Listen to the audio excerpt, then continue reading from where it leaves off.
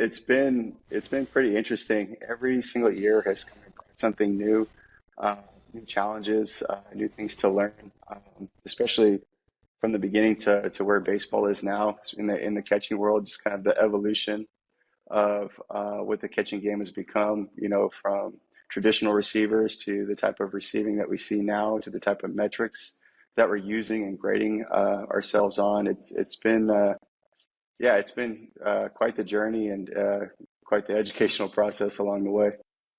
So you, a Southern California guy, you went to UC Riverside.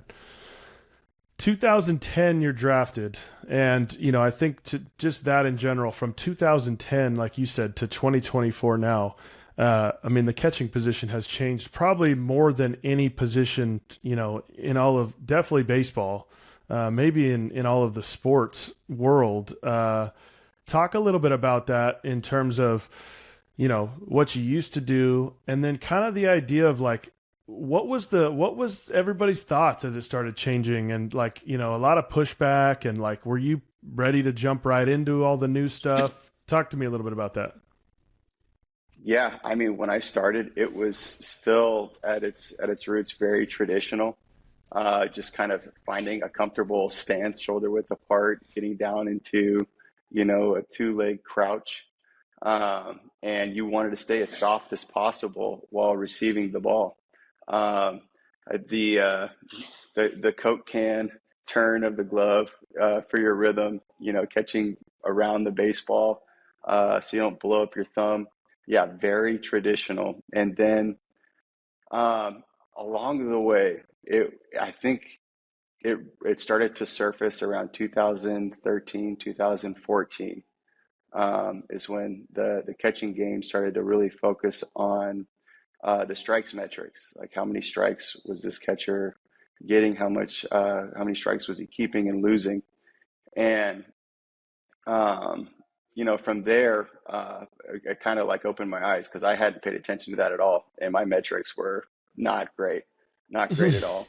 And some guys were scoring really well, and we were trying to figure out why they were scoring well and we weren't scoring well while using the same sort of, philosophical, stay soft, sort of mentality.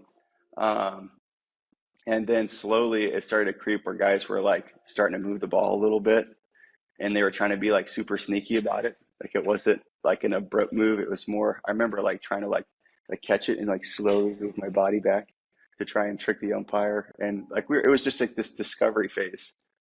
Um, but when I got with the White Sox, like something interesting happened. I had a chance to play behind Tyler Flowers a little bit. And I mean, in my book, he was like the OG of like moving from underneath the ball, like up into the zone. Yeah, I don't think he And gets enough credit for being that OG, to be honest. for real, but like Yeah. the story that he told me on how he got there is super interesting. It's almost like just a circumstance, right? Because he was a bigger guy, right? Like very tall, like big guy, and like we were taught to like give low targets, and it was hard for him to give like a lower target because of how big he was. So he said like I don't know, just to like get my glove down there, I had to like get down to a knee, and I had to like bring my glove down. It was the only way I could get my glove low enough, and then I would have to bring it back up. So it was like only by circumstance was there like this discovery of where he started talking about matching angles and matching the velocity of the ball coming back in so that he could keep it in the strike zone or be able to manipulate the ball. I mean, and again, and he talks a lot about leverage, and I think that's like a really important word. And there's so many times like the moving of the ball. There's this like bad narrative of like we're trying to kind of cheat the umpire in that sense, or that it's like their movement is been used with gloves forever. I mean, infielders are the perfect example. I mean, they use their gloves, in to out to in, through it, give with it, whatever it is. I think once we started to say like, hey, yes, are we always trying to kind of manipulate the umpire a little bit? Sure. But it's like we just got to catch this thing with some strength. And if we catch it with strength, then the umpire can go, if it was a little easier to catch, it's probably a strike. If it looked like it was difficult to catch, well, then that means it was probably a ball. Yeah, without a doubt.